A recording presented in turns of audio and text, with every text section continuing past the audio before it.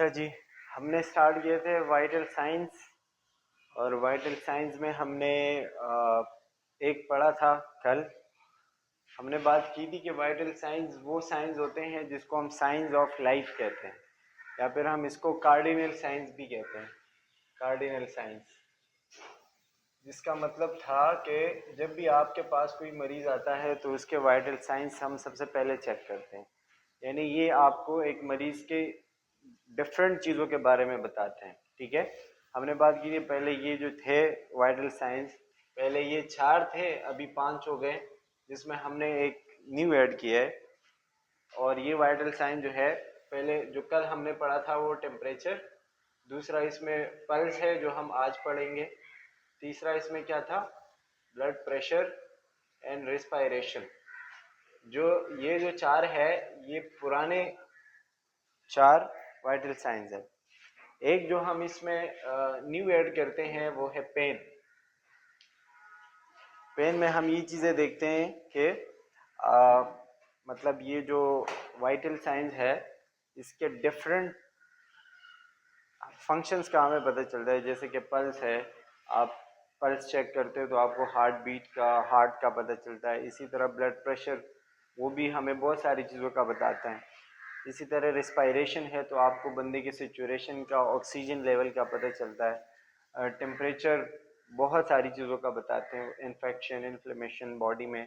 इसी तरह पेन होता है तो पेन से भी, मतलब पेन भी हम मरीज़ से पूछते हैं। डिफरेंट चीज़ें होती हैं जिसकी वजह से पेन ज़्यादा हो जाता है किसी, फिर मरीज़ से हम पूछते हैं पेन किस वजह से ज़्यादा हो रहा है, किस चीज़ से कम हो रहा है।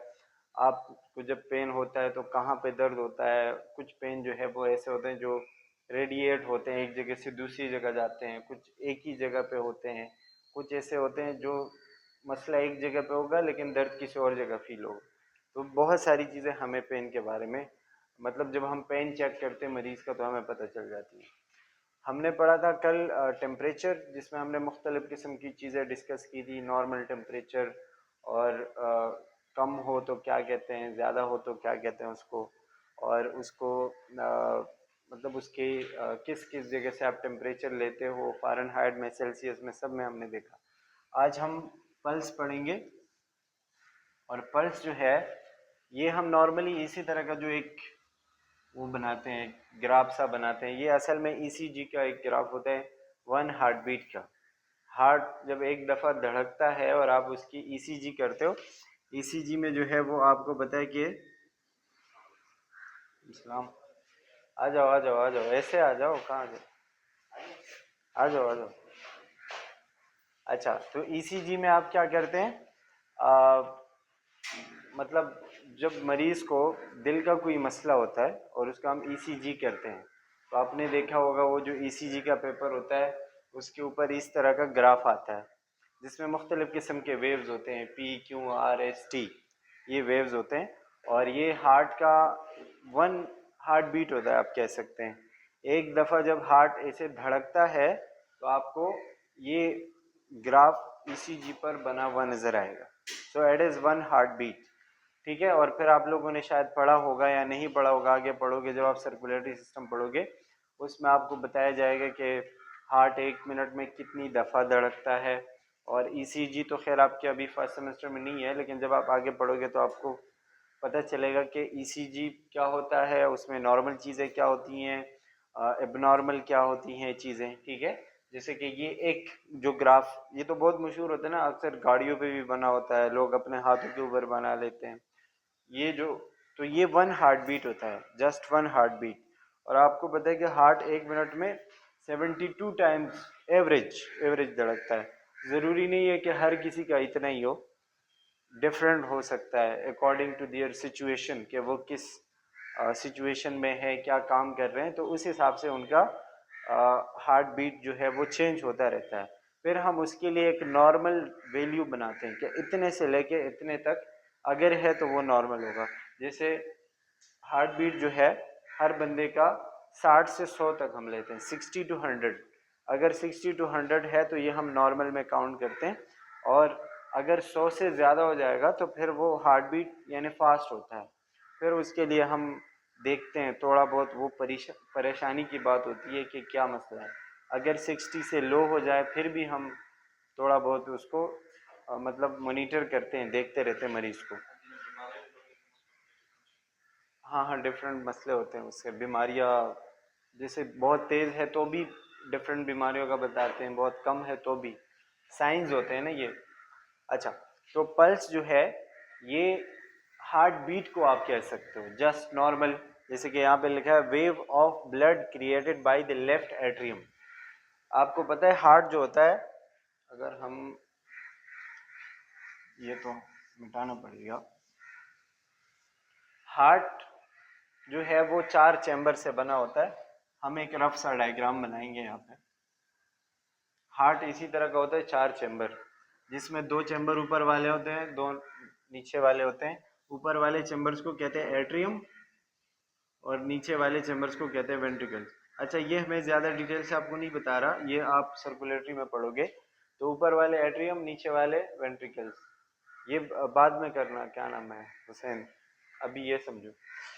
सो एट्रियम जो है और वेंट्रिकल, ये 2 अलग अलग चैम्बर है, जिसमें काम क्या होता है कि आपके जो एट्रियम, जैसे कि ये वाला राइट साइड पे, तो ये राइट एट्रियम कहलाता है, ये लेफ्ट एट्रियम, ये राइट वेंट्रिकल, ये लेफ्ट वेंट्रिकल, 4 चैम्बर होते हैं। ठीक है, पढ़ा होगा ना पहले। इसमें हार्ट हार्ट के ये वाले जो चैम्बर है, इसमें पूरी बॉडी से ब्लड आता है, स्पेशली ये वाला। ठीक है, फिर इससे यहाँ आता है, यहाँ से फिर लंग्स में जाता है, लंग्स में ऑक्सीजनेटेड होके फिर यहाँ आता है, और यहाँ से फिर यहाँ आता है। तो ये वाला कौन सा चैम्बर है? लेफ्ट वेंट्रिकल है, क्योंकि लेफ्ट साइड पे है। So it is left ventricle, it is right ventricle. Left ventricle जो है ये एक बहुत बड़ा मजबूत सा चैम्बर होता है। ठीक है, मजबूत चैम्बर होता है जिससे पूरी बॉडी को ब्लड ट्रांसफर होता है, यानी उसकी जिम्मेदारी होती है पूरी बॉडी को ब्लड देना। ठीक है, तो यहाँ पे क्या लिखा हुआ है? Wave of blood created by the left atrium. Left atrium जब ऐसे धड़कता है और मतलब कंट्रैक्ट होके ब्लड देता है बॉडी को, तो इससे एक वेव जनरेट होता है, मतलब बॉडी में एक प्रेशर ब्लड का जनरेट होता है, और वो चूंकि ब्लड हमारे आर्टरीज के थ्रू जा रहा होता है, तो यहाँ से एवोर्टा निकल रहा होता है, वो पूरी बॉडी में डिवाइड हो रहा होता है। तो ये जो लेफ्ट वेंट्रिकल है, ये जब आपके बॉडी को ब्लड देता है और उस ब्लड का जो वेव बनता है, एक प्रेशर से जाता है, तो वो जो है वो हम उसको कह सकते हैं पल्स। और वो आप हार्ट में यहाँ पे भी फील कर सकते हैं, और बॉडी के डिफरेंट रीजन्स होते हैं जहाँ पे हम पल्स फील कर सकते हैं। सबसे कॉमनली हम यहाँ पे फील करते हैं, इस जगह को आप ऐसे मतलब प्रेस करेंगे तो आपको वो धड़कन सी फील होती है, एट इज पल्स। ठीक है, और ये पल्स आपको हार्ट बीट बताता है, ये नहीं आपका ये हार्ट बीट है। आपका जब दिल धड़कता है और उससे ब्लड निकलता है एक दफ़ा, तो आपको यहाँ पे ये धड़कन सी महसूस होती है, एंड एट इज पल्स। ये जो प्रेशर है ये आपके हार्ट के लेफ्ट वेंट्रिकल से आता है। ठीक है, हार्ट का जो लेफ्ट हिस्सा है वहाँ से जब ब्लड निकलता है टू द बॉडी, तो वहाँ से जो प्रेशर जनरेट होता है ये उस जगह का प्रेशर है।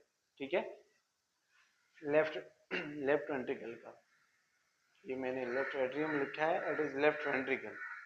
ठीक है, अच्छा, फिर इसमें आता है कंप्लाइंस। कंप्लाइंस वैसे इतना कोई कॉमन वर्ड नहीं है, लेकिन आपको पता होना चाहिए कि आर्टरीज कैसे कंट्रैक्ट रिलैक्स हो रही है ना, इसको कहते हैं कंप्लाइंस। जैसे यहाँ पे मैंने आपको बताया, यहाँ पे अगर आप प्रेस करते हो तो आर्टरीज ऐसे ऐसे हो रही है ना, इसको हम कहते हैं कंप्लाइंस, यानी आर्टरीज की वो एबिलिटी जिसमें वो कंट्रैक्ट और रिलैक्स हो रहे हो, तो इट इज कंप्लाइंस। ठीक है, कंट्रैक्ट और रिलैक्स हो रहे हैं।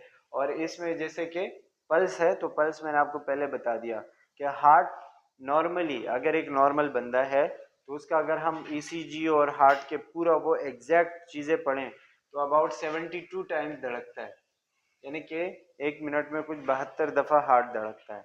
लेकिन हर जैसे हर बंदे का एक जैसा नहीं होता। जैसे अभी मैं बोल रहा हूँ तो शायद मेरा हार्ट बीट आप लोगों से थोड़ा सा ज़्यादा होगा, फास्ट होगा। ठीक है, वो एनर्जी, काम, एक्सरसाइज, इन सारी चीज़ों के साथ थोड़ा बहुत चेंज होता है। जैसे अभी आप फॉर एग्जांपल मेरा 80 होगा, 90 होगा, तो इसका ये मतलब नहीं होता कि मेरा हार्ट जो है वो एबनॉर्मल है या कोई दूसरा मसला है। वो आपके सिचुएशन के ऊपर डिपेंड करता है। इसीलिए हम क्या करते हैं, हार्ट को एक नॉर्मल हार्ट बीट को एक नॉर्मल रेंज में वो महदूद करते हैं कि 60 to 100 होगा तो वो नॉर्मल होगा। आप पल्स भी फील करते हो ना, किसी बंदे का भी पल्स फील करते हो, तो वो ज़रूरी नहीं है कि 72, 75, 80, कोई एग्जैक्ट वैल्यू नहीं है। 60 to 100 के बीच में कुछ भी आ सकता है। किसी का 60 होगा, किसी का 70 होगा, किसी का 100 होगा, किसी का 95 होगा, ठीक है। तो डिफरेंट चीज़ें हो सकती है। ये आप लाए हो तो ये हम क्लास लेंगे, ये करेंगे। अच्छा,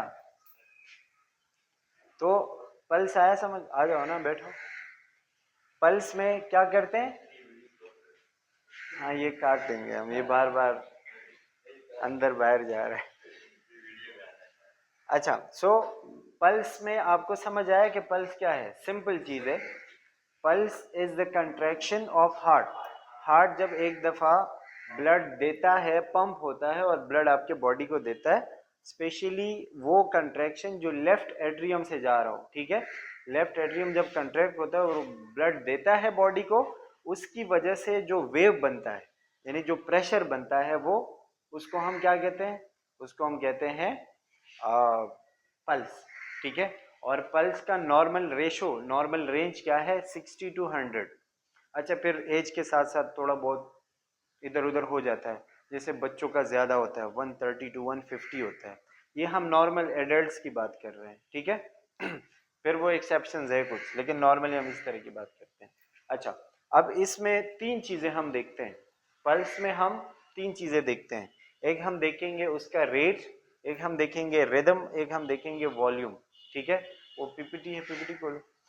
तो रेट जो है, रेट रेट का मतलब क्या होगा कि कोई चीज कैसे हो रही है, तेज हो रही है, स्लो हो रही है, इसको हम कहते हैं रेट। फॉर एग्जांपल, अगर आपका हार्ट बहुत तेज तेज तेज धड़क रहा है, तो हम कहते हैं कि रेट फास्ट है, फास्ट रेट, ठीक है। या हार्ट रेट, यानी हार्ट रेट अगर बहुत ज़्यादा फास्ट है तो that is fast heart rate, ठीक है। और फास्ट हार्ट रेट को हम कहते हैं टेकीकार्डिया। क्या कहते हैं?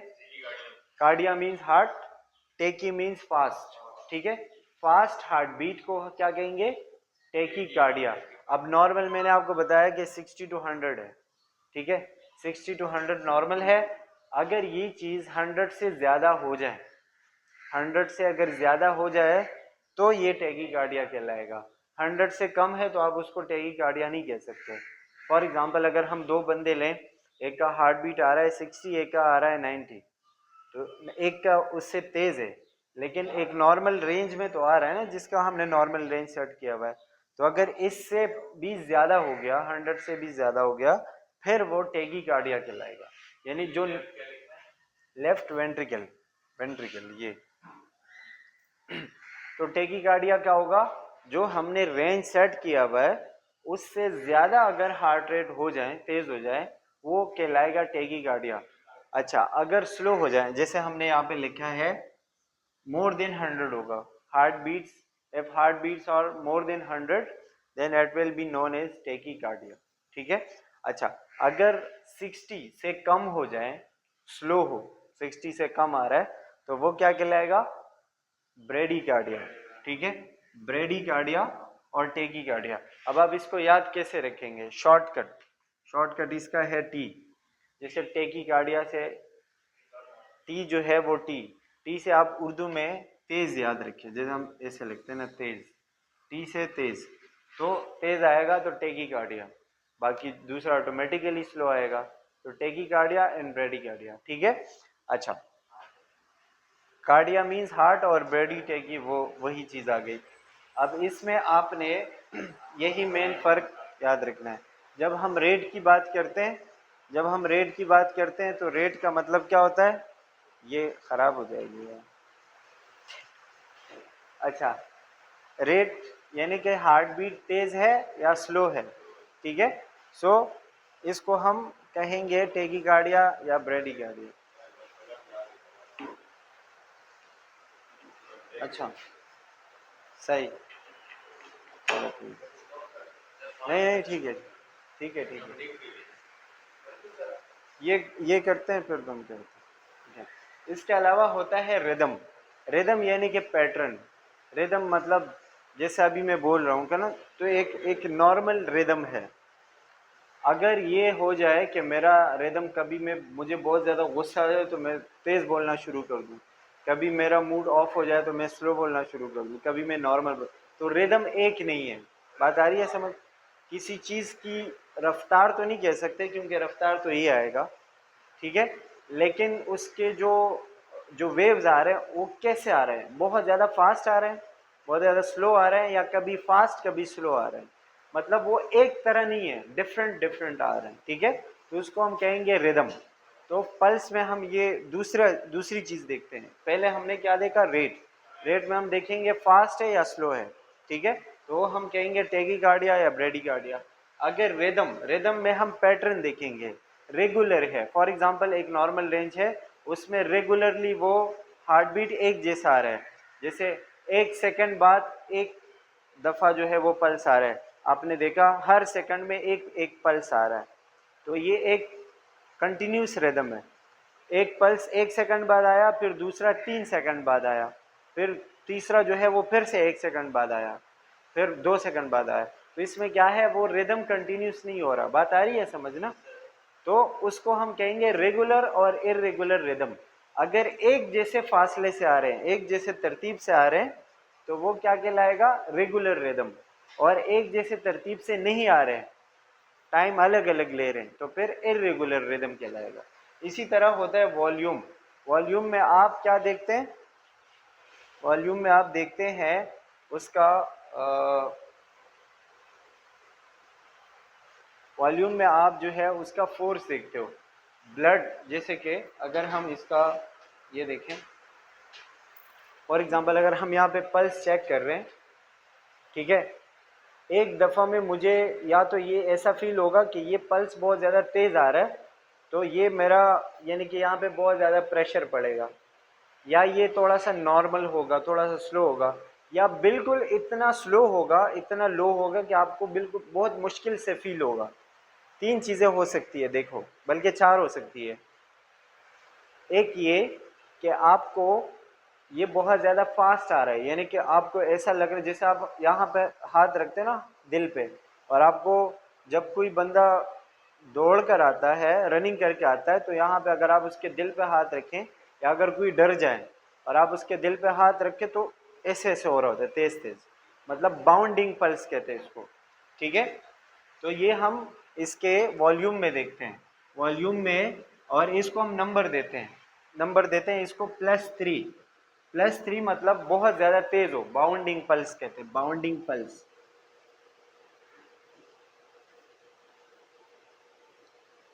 ठीक है। अच्छा, इसी तरह एक होता है, आगे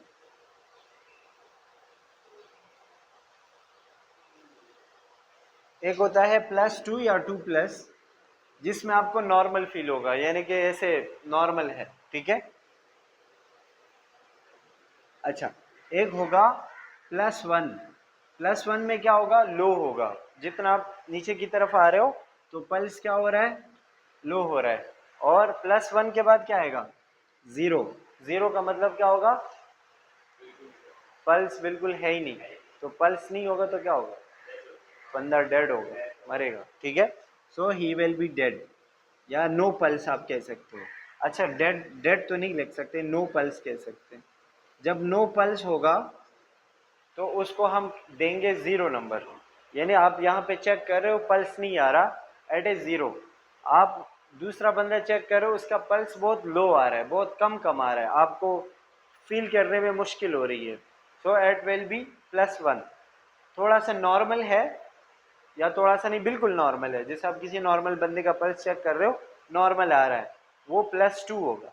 बहुत ज़्यादा नॉर्मल से तेज़ आ रहा है, बहुत ज़्यादा, जैसे आपको प्रेशर बहुत ज़्यादा महसूस हो रहा है, तो वो +3 होगा, उसको बाउंडिंग पल्स कहते हैं, ठीक है। तो ये 3 चीज़ें आपने उसके पल्स के हवाले से याद रखनी है, रेट, रिदम और वॉल्यूम। रेट में आप तेज़ है या स्लो है, रिदम में रेगुलर है या इरेगुलर है, और वॉल्यूम में तेज़ है, उसका प्रेशर कम है, ज़्यादा है, नॉर्मल है, या बिल्कुल है ही नहीं, ठीक है। तो ये हम पल्स के हवाले से देखते हैं। इसके बाद उसके कुछ साइड्स हैं, तो वो ये मिटा के देखेंगे। ये कुछ पल्स साइड्स है। पल्स साइड का मतलब होता है यानी बॉडी में आप कहाँ से पल्स ले सकते हैं, ठीक है। आप ये जो पल्स महसूस करते हैं नॉर्मली, जो हम नॉर्मली यहाँ से महसूस करते हैं, ज़रूरी नहीं कि एक ही जगह, बहुत सारी ऐसी साइड्स होती हैं, जगह होती हैं जहाँ से आप पल्स ले सकते हैं। अबाउट 9 ऐसी जगह है बॉडी में जहाँ से हम पल्स ले सकते हैं और उसको पल्स साइड कहते हैं, पल्स साइड, ठीक है। इसमें सबसे पहला है टेम्परल। टेम्परल या टेम्पोरल आपके प्रोनाउंसिएशन होगी। टेम्परल यहाँ से लेते हैं हम, अगर आप यहाँ पे बेसिकली रखेंगे, रखें यहाँ पर भी रखें, ये जो थोड़ा सा खड्डा होता है ना, फील होता है एज टेम्पोरल या टेम्परल पल्स, ठीक है। तो आप यहाँ से पल्स का अंदाज़ा लगा सकते हैं। अच्छा, जैसे कि फोरहेड। दूसरा कैरोटिड। कैरोटिड नेक में होता है, यहाँ पे, यहाँ से आप ऐसे उंगली रखेंगे, यहाँ पे भी आपको पल्स फील होगा। Carotid artery. आर्टरी जो ये भी यहाँ पर कैरोटिड वेन्स, कैरोटिड आर्टरीज जो ब्लड सप्लाई कर रही होती है, मेनली आर्टरीज। जैसे कि ये जो टेम्पोरल है, ये टेम्पोरल आर्टरी होती है। यहाँ पर एक आर्टरी आती है, उसका नाम भी टेम्पोरल है, तो इसको हमने टेम्पोरल साइड का नाम दिया। यहाँ जो होता है उसको कहते हैं ये carotid. Carotid pulse carotid artery से आता है, ठीक है। इसी तरह होता है एपिकल। एपिकल जो है वो हार्ट के एपेक्स के ऊपर आता है। ये थोड़ा सा महसूस करने में मुश्किल होता है हार्ट के ऊपर, ठीक है। ये एक्सपीरियंस के साथ जब आप लेते रहते हैं फिर उस एक्सपीरियंस के साथ बंदे को पता चल जाता है। हार्ट में दो चीज़ें हम देखते हैं। फॉर एग्जाम्पल आप ये देखते हो ना कि ये हार्ट है, तो हार्ट का ऊपर वाला जो हिस्सा होता है इसको क्या कहते हैं? इसको कहते हैं बेस। जैसे नॉर्मली हम बेस नीचे वाले हिस्से, लेकिन हार्ट के ऊपर वाले हिस्से को हम बेस कहते हैं, ठीक है। और इसका ये वाला जो हिस्सा है जो ऐसे कोन लाइक शेप बनता है, ठीक है, इसको कहते हैं एपेक्स। तो आपका जो हार्ट है, हार्ट के एपेक्स के ऊपर आपको ये वाला पल्स महसूस होगा, यहाँ पे। नॉर्मली अगर हम हार्ट बीट देखते हैं ना यहाँ पे हार्ट है, लेकिन ये आपको यहाँ पे महसूस होगा, ठीक है। तो ये क्या कहलाएगा? एपिकल पल्स कहलाएगा, एपिकल पल्स, इधर लेफ्ट वर्ड कहलाएगा, ठीक है। अच्छा, एक होता है ब्रेकियल, नंबर 4। ब्रेकियल हमें यहाँ से लेते हैं, ब्रेकियल, हाँ, ब्रेकियल आर्टरी होती है, यहाँ से आपको महसूस होगा, अच्छा खासा महसूस होगा, ठीक है। तो एट इज ब्रेकियल। एक होता है रेडियल, जो हम रिस्ट ये वाला रेडियल, ठीक है। अच्छा, इसके अलावा फीमोरल। फीमोरल ये ग्रोइन एरिया होता है, ये यहाँ से लेते हैं, यहाँ पे एक आर्टरी होती है फीमोरल आर्टरी, वहाँ पे आप ऐसे दबा के रखेंगे ना तो आपको पल्स महसूस होगा। फीमोरल ग्रोइन एरिया होता है फीमोरल पल्स, ठीक है, या पल्स साइड। इसके अलावा तक पॉप्लिटियल। पॉप्लिटियल जो हमारा नी है, नी के बिल्कुल पीछे इस साइड, यहाँ पे आप ऐसे रखेंगे ना तो यहाँ पे आपको पल्स महसूस होगा, ठीक है। नॉर्मली ये वैसे अभी जैसे हमने बैठ पहनी तो ऐसे नहीं, आप इसको अपर करके महसूस करेंगे इजीली, स्किन टू स्किन आप फील कर सकते हैं। तो it is popliteal behind the knee. एक होता है पोस्टीरियर टिबियलिस। पोस्टीरियर टिबियलिस जो है ये आपका जो एंकल है यहाँ पर इस जगह पर, ये जो है ना इस जगह पर फील होता है पोस्टीरियर टिबियलिस। ये जो है बिहाइंड द एंकल, एंकल के बिल्कुल पीछे यहाँ पे आपको महसूस होगा।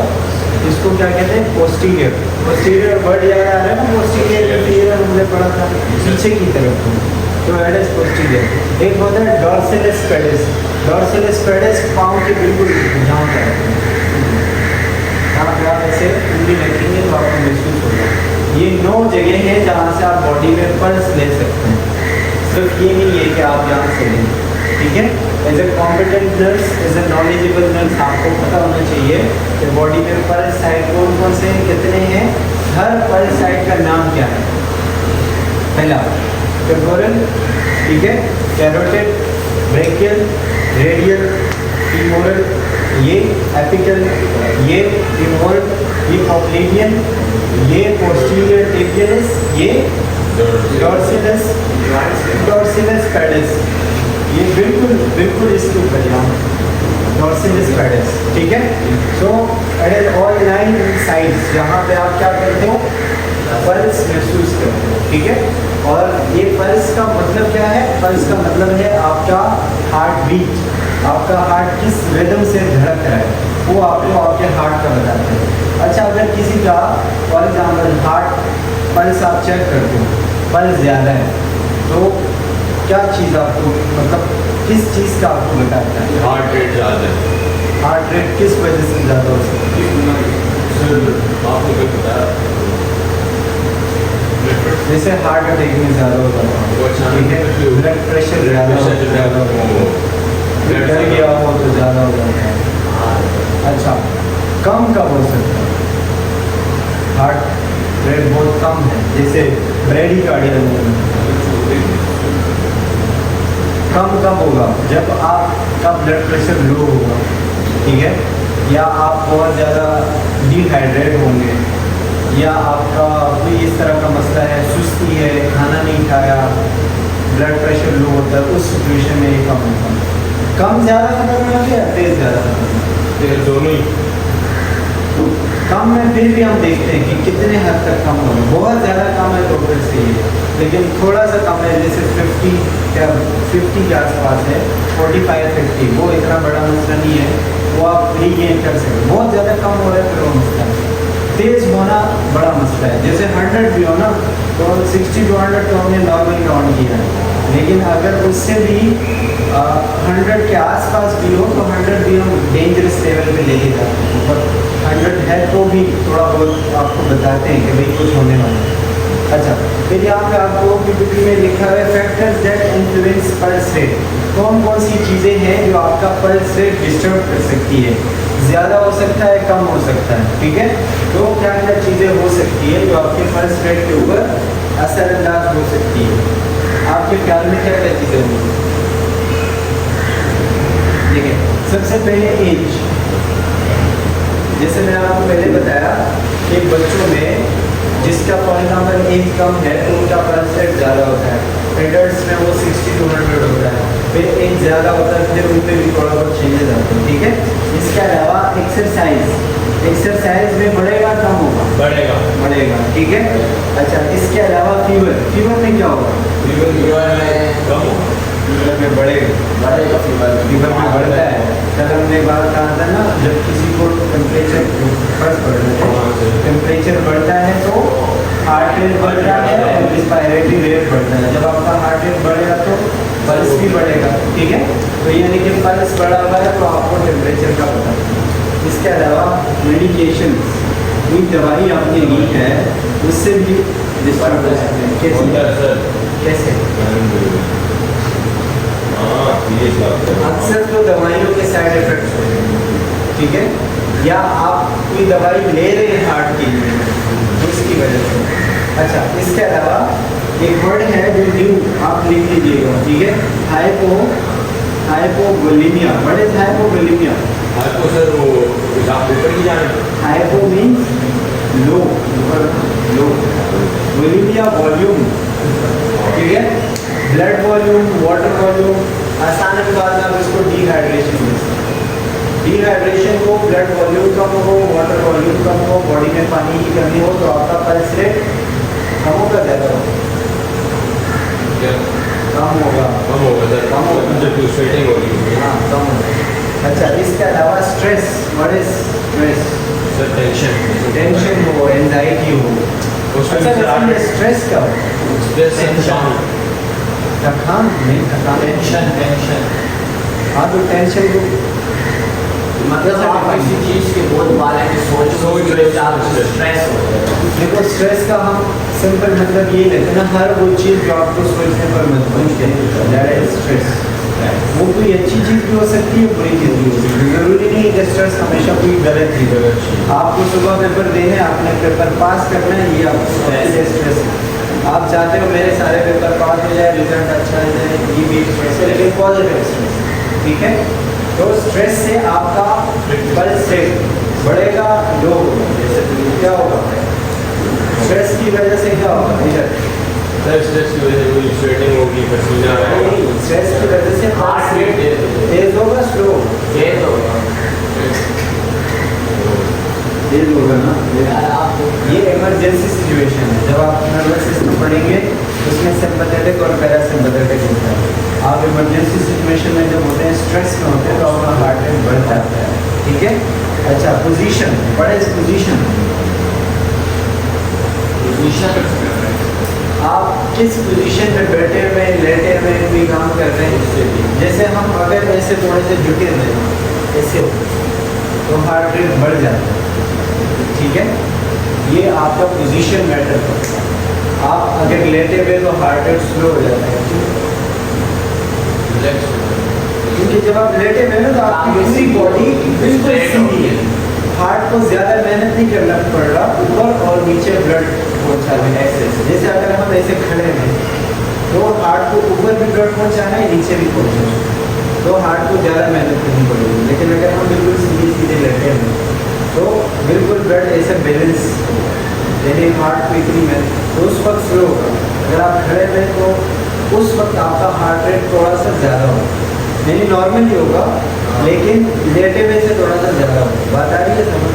ठीक है।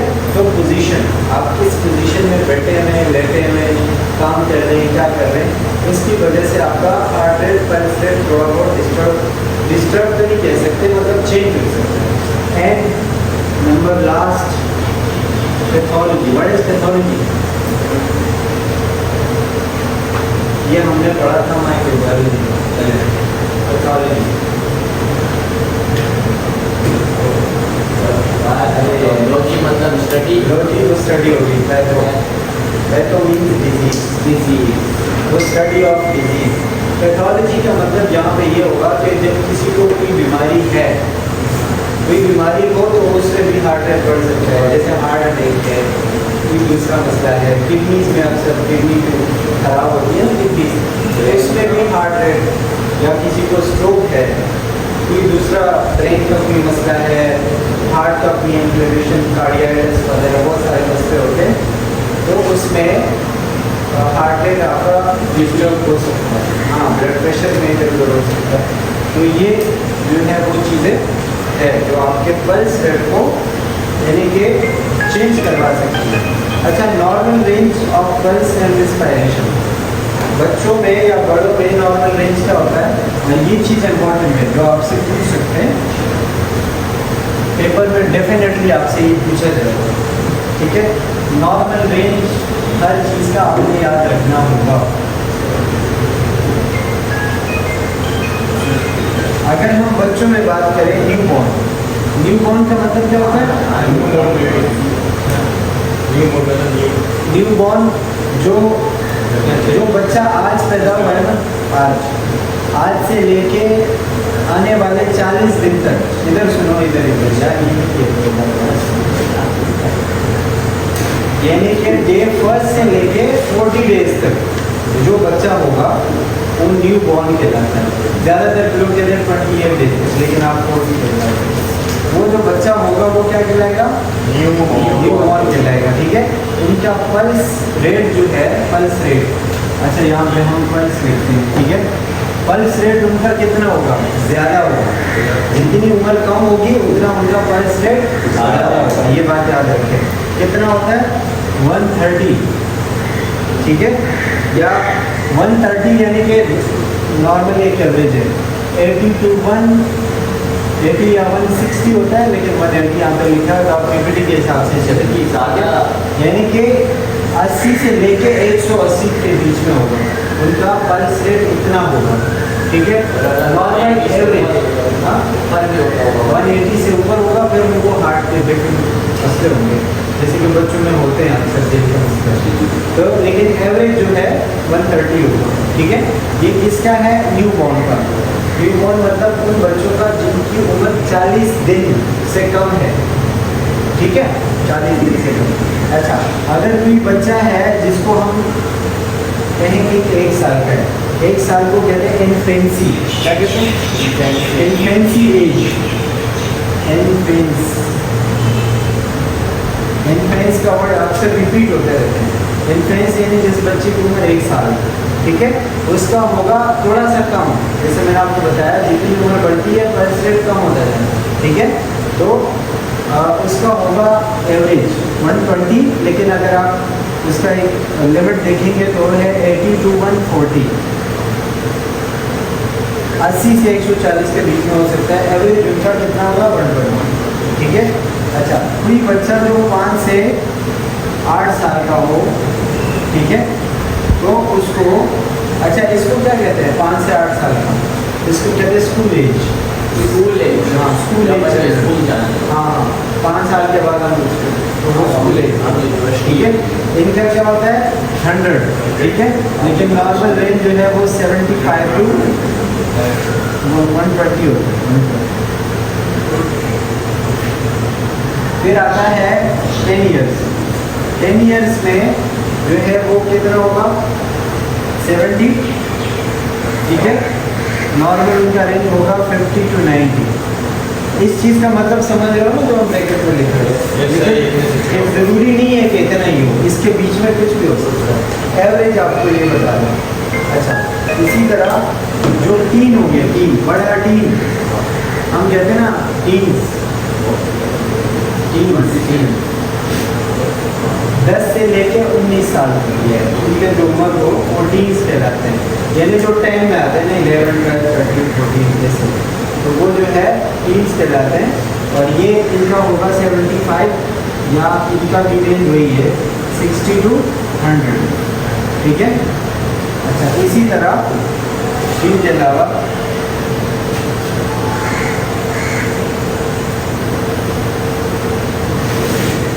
इनका एडल्ट्स कौन से होते हैं सर 18 से ऊपर, हाँ 3 में से 18 या 20 से 40 वो एडल्ट्स होते हैं, ठीक है, या 50 के लोग, लेकिन नॉर्मली हम 40 काउंट करते हैं। उनका होगा 80, और ये रेंज जो है वो 60 to 100, ठीक है। और इसके अलावा ओल्डर एडल्ट्स, ओल्डर बुजुर्ग लोग, हाँ ओल्डर एडल्ट्स में ज़्यादा होगा कम होगा आपको? सर मेरे ख्याल में कम होगा। उनका होगा नॉर्मल जो उनका है 70, और रेंज वही है 60 to 100, ठीक है। अच्छा, साथ साथ आपको इसमें रिस्पायरेशन भी बताई है। ये जो हमने बताया ये क्या है, ये हार्ट रेट है, ठीक है, कि दिल कितनी दफ़ा धड़कता है। आपको साथ साथ रिस्पायरेटरी रेट भी बताया जा रहा है। रिस्पायरेटरी रेट का मतलब क्या होगा, सांस कितनी दफ़ा लेता है। वैसे हम नॉर्मल रेट बोलते हैं कितनी दफ़ा सांस लेते हैं 1 मिनट में, 1 मिनट में हम कितनी दफ़ा सांस लेते हैं? 100 दफा। बहुत बड़ा 100 दफ़ा सांस लिया आपने 1 मिनट में, ऊपर चले जाओ। 12 से 18 दफ़ा लेते हैं, कैलकुलेटिंग दिन कितनी जगह लगता है 1 मिनट एवरेज, आप ये कह सकते हो 60 to 100, ठीक है। तो इसी तरह हर एज का रिस्पायरेटरी रेट अलग अलग होता है। जैसे इनका हार्ट बीट ज़्यादा है ना, पल्स रेट ज़्यादा है, तो इनका रिस्पायरेटरी रेट भी ज़्यादा होगा। कितना होगा, वैसे नॉर्मली इनका होता है 25, लेकिन अगर रेंज देखें तो वो है 30 to 60, ठीक है, लेकिन बच्चे तेज से सांस लेते हैं। इसी तरह अगर इनका 1 ईयर वालों का देखें तो इनका है 50-30, और इनका 20 to 40 रेंज होगा। ये जो मैं आपको लिखवा रहा हूँ ये क्या है, ये इनका रिस्पायरेटरी रेट, सांस लेने का वो जो तरतीब है, ठीक है। अच्छा, ये 5 ईयर का इनका होगा 20, और इसका जो रेंज है वो है 15 to 25। अच्छा, फिर इसमें जो 3 है या 10 ईयर में जो है वो 19 होगा, और ये भी 15 to 25 है। अच्छा, 3 में भी 18 है। अब देख रहे हैं थोड़ा बहुत कम हो रहा है, 18 और 12 to 30, ठीक है, 30 नहीं सॉरी 20। इसी तरह एडल्ट्स में 16 और 15 to 20 हो गया, 15 to ओल्डर एडल्ट्स में क्या होगा, ओल्डर एडल्ट्स में भी यही है 16, पहले 12 से 18 20 तक आप एक मिनट में सांस लेते हैं, तो हार्ट बीट ज़्यादा होता है और रिस्पायरेटरी रेट कम होता है, हार्ट रेट ज़्यादा होगा, रिस्पायरेटरी रेट कम होगा, ठीक है। ये आपका दूसरा वाइटल साइन पल्स पूरा होता है। पल्स, ठीक है। इसमें जो बाकी दो चीज़ें रहते हैं वो बहुत ईजी है, और ये 3 रहेगी। बाकी दो पीपीटी में 2 ही डिस्कस करते हैं हम, इसे देखेंगे मतलब जो रिस्पायरेशन और वो रिस्पायरेशन भी हमने तकरीबन पढ़ ली है, इसमें उसका रेंज है। बाकी इसमें एक ब्लड प्रेशर रहता है, ब्लड प्रेशर के ऊपर जो है वो हमने बात करनी है, उसमें तो ब्लड प्रेशर लेना तो सब पड़ा है, जैसे लेकिन उसका वो मतलब नॉर्मल रेंज है ना, रेंज होता है ऊपर का ब्लड प्रेशर, नीचे का ब्लड प्रेशर, वो भी